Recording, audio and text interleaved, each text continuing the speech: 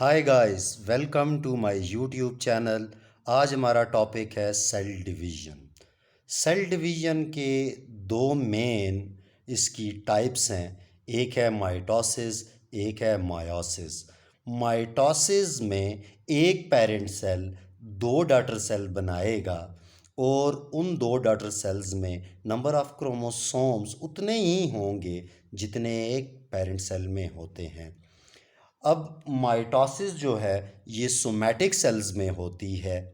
और अब माइटोसिस में जो मेन इवेंट होता है वो सेपरेशन ऑफ रेप्लिकेटेड क्रोमेटिड्स होती हैं। जैसा कि ये हमारे पास एक डायग्राम है।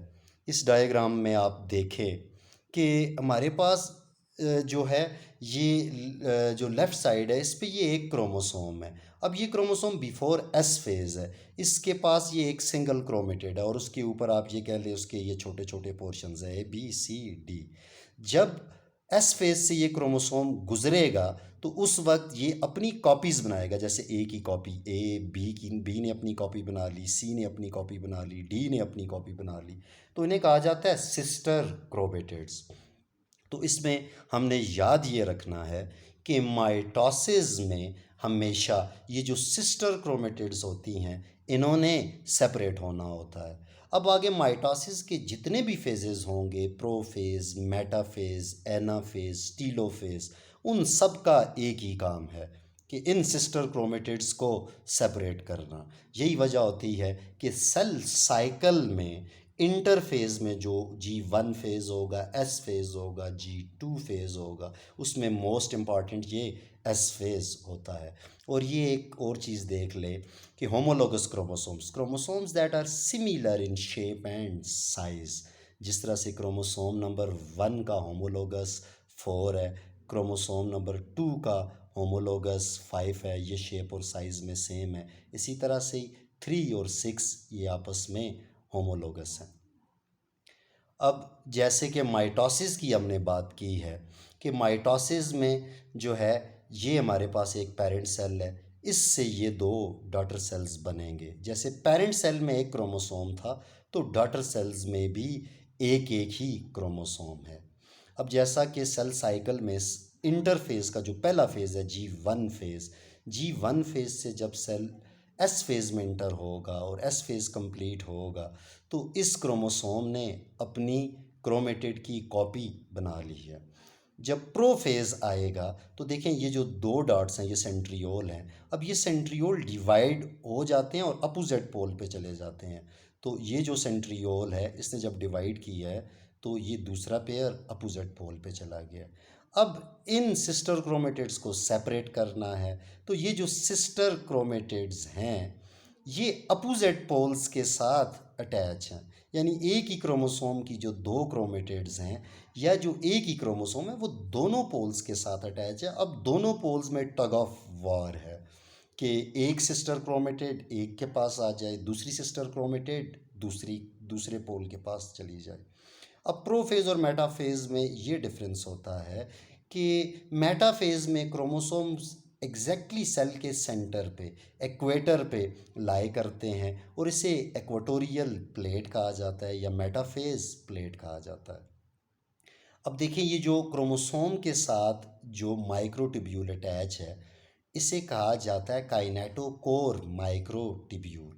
और जो एक पोल से दूसरे पोल की तरफ आ रही हैं इन्हें कहा जाता है पोलर माइक्रोट्यूब्यूल्स। और ये जो स्मॉल ब्रांचेस नज़र आ रही हैं ये भी माइक्रोट्यूब्यूल्स हैं और ये स्टार शेप देती हैं, इन्हें कहा जाता है एस्ट्रल माइक्रोट्यूब्यूल्स। एनाफेज में देखें अब सेल मेम्ब्रेन इन्विजिनेट कर रही है क्योंकि साइटोप्लाज्म ने भी डिवाइड होना होता है जिसे हम साइटोकाइनेसिस कहते हैं।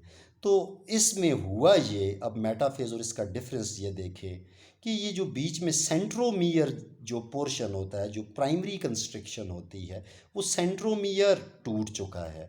अब जो सिस्टर क्रोमेटिड्स थी वो अब इंडिपेंडेंट क्रोमोसोम बन चुके हैं, वो अपोजिट पोल पे चले गए हैं। तो ये एनाफेज़ है। एनाफेज़ की पहचान ये स्टार्ट ऑफ साइटोकाइनेसिस है। जब साइटोकाइनेसिस कंप्लीट हो जाएगी और न्यूक्लियर मेम्ब्रेन दोबारा आ जाएगी यानी रिवर्स ऑफ प्रोफेज, तो ये टीलोफेज़ हमारे पास आ जाएगा। और इसमें हमारे पास क्या हुआ, एक सेल से दो सेल बने जिनमें नंबर ऑफ़ क्रोमोसोम सेम है। अब देखिए सिंपल सी बात है, एक सेल से दो सेल ने बनना है। अब इस सेल के पास दो क्रोमोसोम तो थे नहीं कि इसने एक क्रोमोसोम इसे ट्रांसफ़र किया, एक क्रोमोसोम इसे ट्रांसफ़र किया।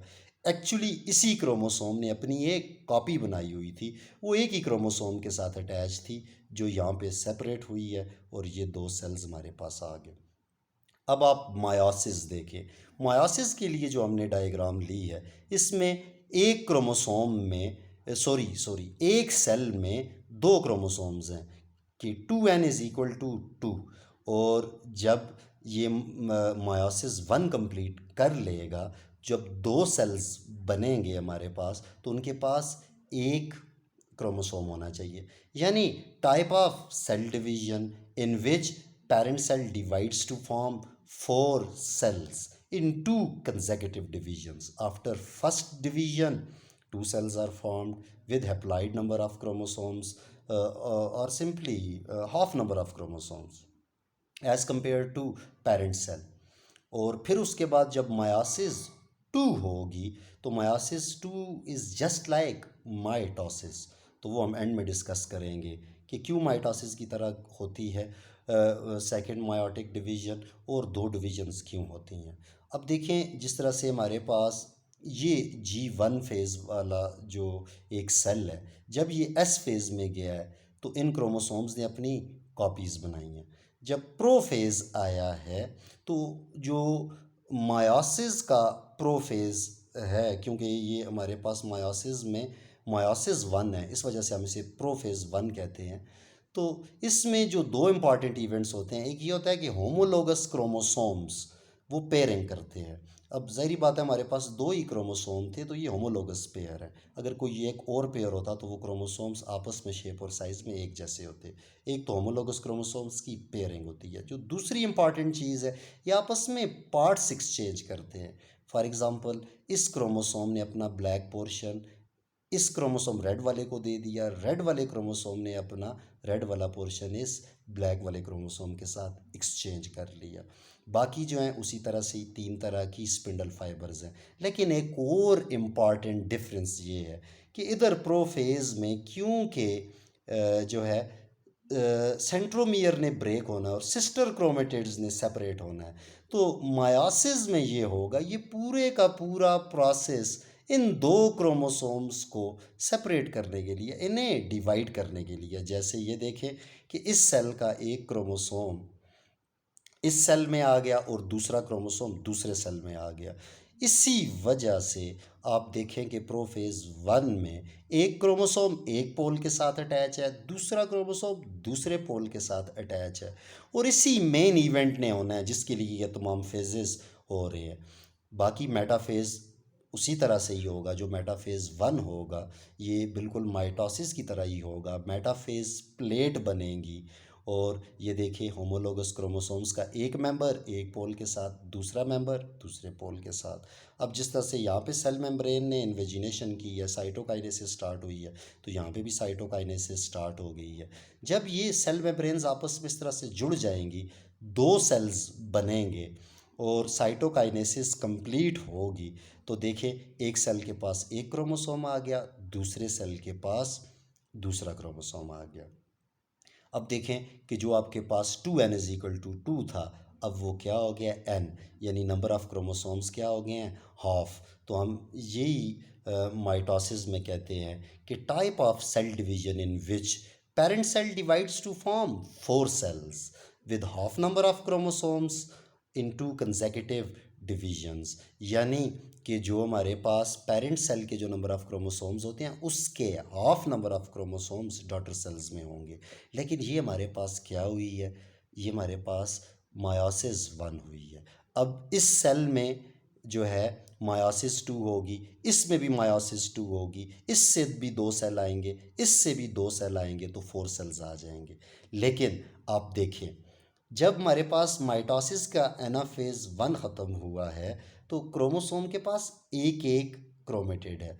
लेकिन मायोसिस में जब हमारे पास टीलोफेज़ आया है, यानी एनाफेज़ 1 ख़त्म हुआ है, टीलोफेज़ कंप्लीट हुआ है, तो आप देखें कि हर क्रोमोसोम के साथ 2 क्रोमेटिड्स हैं। तो यही एक क्वेश्चन बन रहा है कि व्हाई मायोसिस 2 अकर्स, यानी जब मायोसिस 1 होती है तो नंबर ऑफ क्रोमोसोम्स तो हाफ हो जाते हैं, लेकिन जेनेटिक मटेरियल अभी भी डबल है। उस जेनेटिक मटेरियल को हमने क्या करना है, सेपरेट करना है, और वो बिल्कुल माइटोसिस की तरह ही होगा। जिस तरह से आप इस डायग्राम को देखें देखें आपके पास जो है इस तरह से हुआ था, 2 क्रोमोसोम्स थे। अब फॉर एग्ज़ाम्पल ये क्रोमोसोम एक सेल में चला गया और इसी तरह का क्रोमोसोम एक और सेल में चला गया। अब नंबर ऑफ़ क्रोमोसोम्स तो हाफ हो गए हैं, लेकिन ये जो मटेरियल है, ए की कॉपी यहाँ पे है, बी की कॉपी यहाँ पे है, ये अभी भी एक ही क्रोमोसोम्स के साथ क्या है, अटैच्ड है। तो जब आपके पास ये इन सेल्स में मायोसिस 2 होगा, वो बिल्कुल माइटोसिस की तरह का ये प्रोसेस होगा और सेंट्रोमियर सेंटर से ब्रेक करेगा। तो ये जो डबल जेनेटिक मटेरियल है, ये क्रोमोसोम्स का जो डबल मटेरियल है, ये भी सेपरेट हो जाएगा। तो उम्मीद है कि आपको इसकी बेसिक्स समझ आई होंगी। मैं फेजेस की थ्योरेटिकल डिटेल में नहीं गया, जस्ट मैंने इस वीडियो में आपको ये बताना था कि माइटोसिस में जो एस फेज़ में सिस्टर क्रोमेटिड्स बनती हैं, सारा प्रोसेस उन सिस्टर क्रोमेटिड्स को सेपरेट करने के लिए होता है, यानी सेंट्रोमियर को ब्रेक करने के लिए होता है। लेकिन मायोसिस 1 में सारा का सारा प्रोसेस होमोलोगस पेयर्स को सेपरेट करने के लिए होता है, लेकिन जेनेटिक मटेरियल अभी भी डबल होगा। जब मायोसिस 2 होगी तो जो है आपके पास सेंट्रोमियर ब्रेक करेगा, तो जेनेटिक मटेरियल भी हाफ हो जाएगा।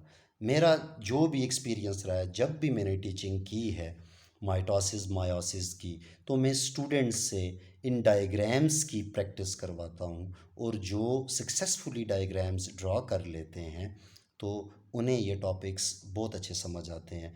इसी वजह से ये मैंने वीडियो बनाई थी। आपका वीडियो देखने के लिए बहुत बहुत शुक्रिया। शेयर कीजिएगा, सब्सक्राइब कीजिएगा। Thank you very much.